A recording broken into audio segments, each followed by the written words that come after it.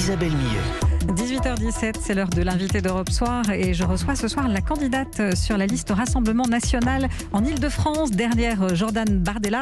Bonsoir Marie-Caroline Le Pen. Bonsoir. Alors le premier tour dimanche dernier a été marqué par un très fort taux d'abstention, on le sait, et des scores plus bas qu'attendus pour le Rassemblement National dans plusieurs régions. On va y revenir.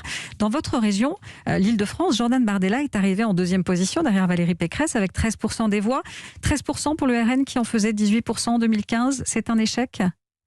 C'est une déception passagère, j'espère, mais je pense que nous avons été les victimes collatérales en fait d'une désaffection des Français pour la politique, qui, je pense, s'explique par plusieurs choses. D'abord, je pense que certains optimistes, certains peut-être ne sont pas allés voter parce que les sondages étaient bons. Il y en a certains. Je pense qu'il y a plus grave. Je pense qu'il y a une désaffection des Français pour le fait d'aller voter, parce qu'ils sont souvent déçus, je pense, de ne pas être représentés comme ils devraient l'être à cause de certains scrutins, de certaines alliances contre nature qui font qu'ils se sentent privés d'élus qu'ils devraient avoir normalement, si par exemple il n'y avait qu'un seul tour. Je pense aussi que la crise du Covid a certainement eu une influence. Les gens ont d'autres problèmes, ils ont traversé des périodes difficiles avec leurs enfants, dans leur travail, ils ont d'autres préoccupations et peut-être que ces élections régionales et départementales leur ont paru secondaires, ce qui est dommage.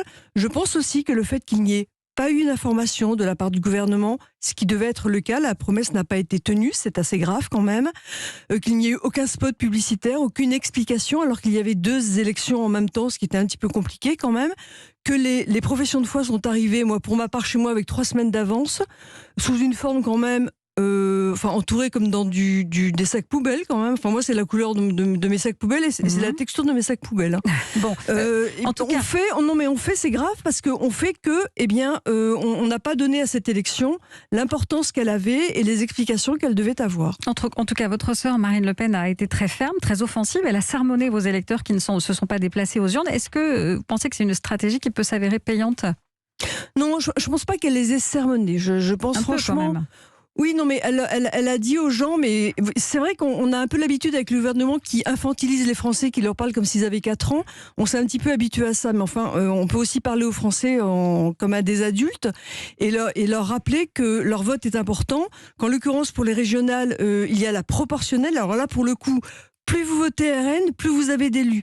Donc c'est important d'aller voter. Et attention, moi je dis attention, le deuxième tour, c'est un tapis de neige vierge. Hein. On repart à zéro. Possible, c'est ce mais que vous bien voulez sûr, dire. tout est possible. Il faut pas sous-estimer les Français, ni les prendre pour des enfants, ni les sous-estimer. Je pense que le deuxième tour, pour le deuxième tour, tout est ouvert. Tout peut changer, on repart à zéro. Nous sommes présents au régional dans toutes les régions. Si nos électeurs qui ne se sont pas déplacés pour maintes raisons le font, tout est possible et tout peut basculer. Alors, tout est possible, c'est pas vraiment ce que dit dans votre région, l'Île-de-France, Jordan Bardella, puisque hier, il a déclaré Valérie Pécresse a déjà gagné, elle va être réélue présidente de la région dimanche prochain. Qu'est-ce qu'il veut dire par là ? Oui, c'est vrai. C'est vrai que il veut dire que Valérie Pécresse essaye de faire croire qu'il y a un danger de gauche et de gauche extrême en Île-de-France. Or, en l'occurrence, vous avez raison, c'est un petit peu une exception. On sait tous que Valérie Pécresse va passer, et bien sûr, elle le sait parfaitement. Elle essaye par ça d'essayer de susciter un vote utile pour avoir le maximum de voix. Mais est-ce que c'est pas quand même aussi peut-être une stratégie de la part du RN de dire votez pour le RN puisque de toute façon l'extrême gauche n'a aucune chance, pas besoin de vote utile. Mais l'extrême gauche n'a aucune chance. Monsieur Huchon vient d'appeler à voter pour Madame Pécresse. Enfin, franchement, on le sait tous. Là, moi, ce que je dis aux électeurs d'Île-de-France, c'est votez pour vos idées, ne tombez pas dans ce piège-là. Votez pour vos idées parce que vous aurez une vraie opposition.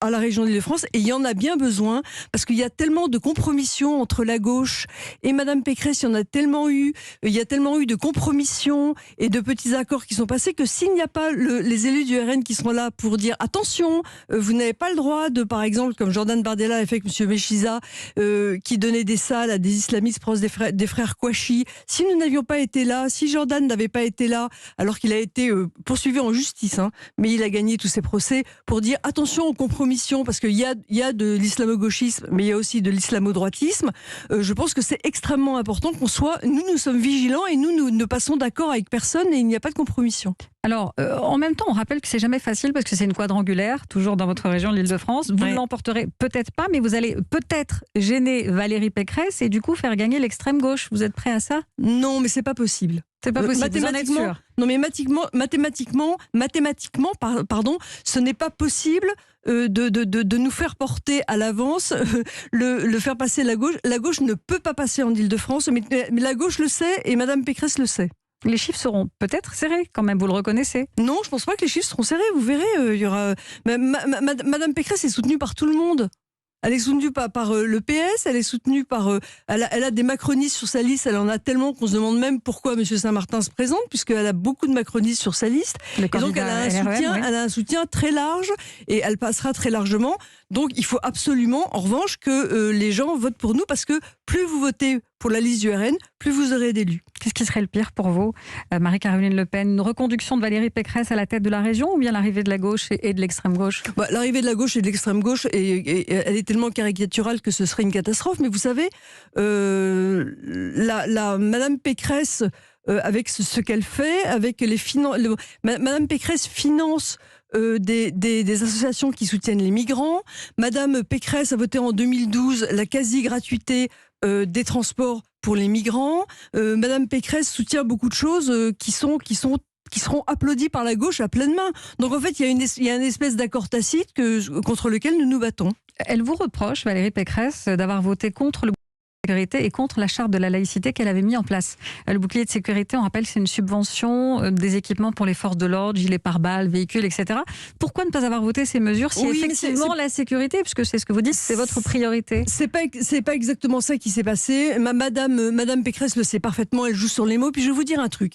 Moi, je pense qu'il faut arrêter de prendre les Français pour des imbéciles aussi. Quand on a été au gouvernement et qu'on s'est débrouillé pour qu'il y ait plus de 12 000 policiers qui soient virés, on vient pas après donner des leçons de sécurité. Madame Pécresse sait parfaitement qu'il y a des problèmes de sécurité en Île-de-France, que à Stalingrad, la région finance par le biais de Madame Pécresse les seringues, les kits d'inhalation de tous ces drogués qui il y a pas longtemps, il y a 2 jours, je crois, ont même blessé un petit enfant de 2 ans.